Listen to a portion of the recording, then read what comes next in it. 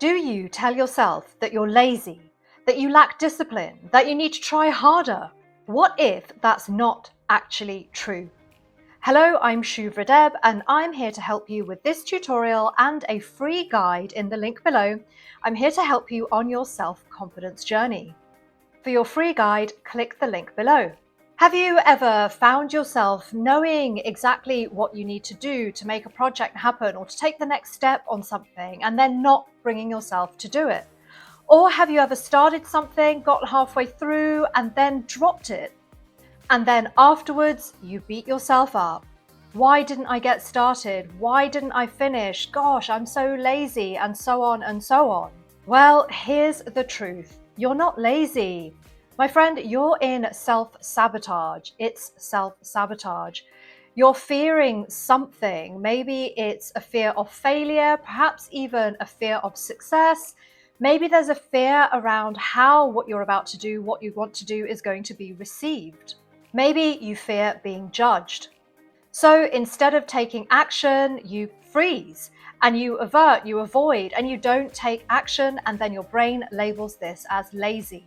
Do this enough times and it becomes a habit and the cycle just repeats. For practical guidance on overcoming this kind of self-sabotage, download my free guide on self-confidence through the link below.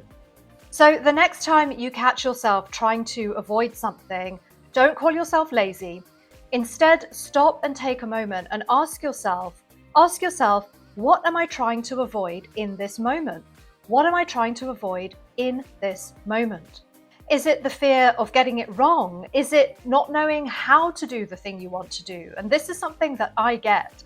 So like me, when I started these tutorials, I actually wanted to start this way back in July of last year. We're now in May, and I actually got going on this, I think it was in January. So it took me almost half a year to work out what to do and then to feel brave enough to put myself out there. So it's quite common, it happens, but it is something that you can overcome. So once you've stopped and you've identified what it is that you're trying to avoid, what it is that's going on, the next thing to do is to identify one small step that you can take to move the needle forward on the thing that it is that you're trying to do. So if it's sending a difficult email, try this. All you have to do is open your laptop and for 5 minutes, just type the email. You don't even have to send it. Just type the email, and if you feel better, type it into a Word document, not even into the email itself. And that will get you going. It will get you going, and by doing it, you're breaking the loop, you're breaking the habit, and you're building a new one. So each time this happens, the next time this happens, and that uncomfortability arises, and you push through it, then you are making new neural pathways, building new habits.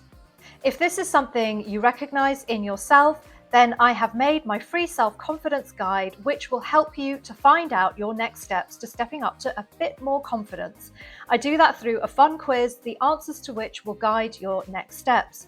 And if you'd like to go deeper, I have a full 8-module course that you can take. The links to both of these are below in the description. Thanks so much for watching. See you next time. Bye for now.